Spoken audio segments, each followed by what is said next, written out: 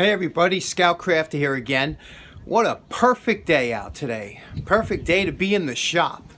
About freezing degrees out here and windy. Anyway, let's get downstairs and finish up the rest of those tools we saw the other day. Okay, for today's project, you remember we did the staple puller the other day. Well, I had a few people asking me, what about those other wrenches? You're just going to leave them sit there rusty? And you know what? I'm going to clean these up.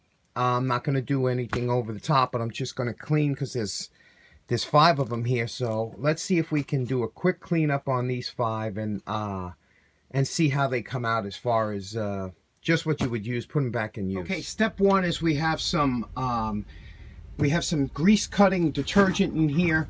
And what we're going to do is we're going to just dump these wrenches in very, very hot water.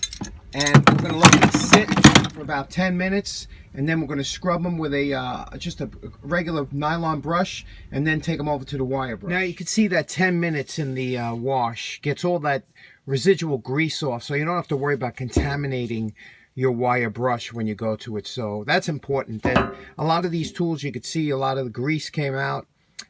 So now we're going to take it to the wire brush and clean them up. Okay, here we are at our post wire brush evaluation, and the tools came out beautiful, you know, as they always do. And you know what, if this is what your tools look like at home, then you are above 99% of the people. I mean, this is a presentable tool. There's no reason that you have to go to the full polish, and this is what a lot of my tools look like. Hopefully the ones that I use. And just, you know, rust-free, patina-free, just, you know, very clean, usable wrenches, you know. And especially, look how nice this this little Sparta came out. You know, this is Sparta USA.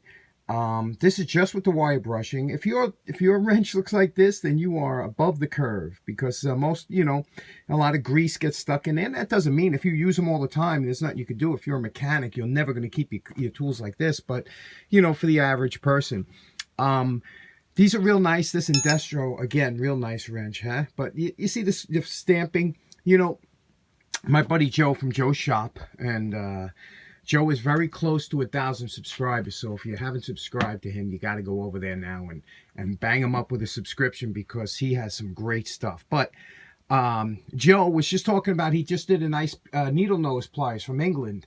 And he was saying about the fit and finish, and we were talking, and I said, you know, it's so true. Like when you grab a wrench like this Indestro, you know, it's a cool looking wrench, but you could see it's a stamped, you know, even though it's forged, it's a stamp steel. It's not quite the, you know, when you pick this up, you're not going to go, wow. I mean, it does have some great graphics and stuff, but when you pick up this Williams, you know, this is the density of the steel is so different, and you know, until you've held a Williams in your hand, you don't even know what a good wrench feels like.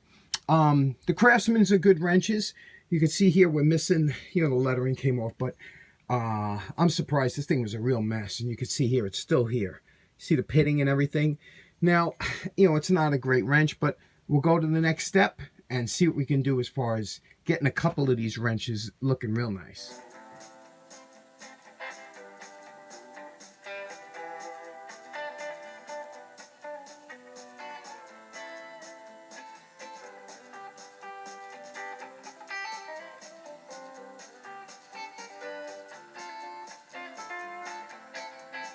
Now, real quickly, we took apart the adjustable wrench, cleaned in and out, all inside here, cleaned this, got everything out of here, wire brushed everything down to make sure there was no residual hard oil or anything, cleaned the knurls and the pin. We're going to put this back together with a drop of Loctite on the pin so they don't back out. Now you know my favorite part. Remember what these wrenches look like before we started. And we are calling this project done. I didn't expect it. I don't even know why I say it anymore. You know, I wasn't going to take it, but let's look at them one at a time. We have the Indestro. We have this cute little 9/16 wrench and 5/8, and it's got the box. This is a combination wrench, but a little bit different than most. That came out real nice.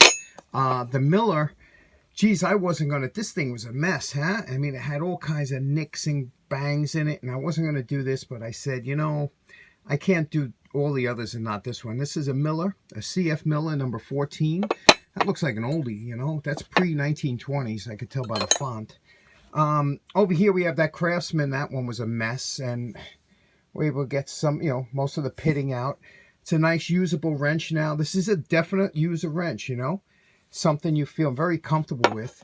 And then we have here this beautiful Williams. Remember I was telling you about I really did a nice polish on this, you know, the Williams, because they are, without a doubt, some of the best wrenches you'll ever see. And, I mean, look at that. I can't even tell you. I just wish you could feel it in your hand. And then we have this one here, this little Sparta. That's a nice little adjustable, you know, that you never would have thought have, you know. Did it up nice. Everything's lubricated, ready to go. So that's a nice little user wrench. And one other thing. Okay, in closing, I just wanted to see what you thought your favorite wrench was, or the biggest transformation, your favorite wrench. Which one of these would you do you like the most? And if you're inclined to leave a comment, just put 1, 2, 3, 4, or 5 for your favorite. All right, thanks so much. I appreciate you tuning in. Hope you all have a nice day. Take care. Bye-bye.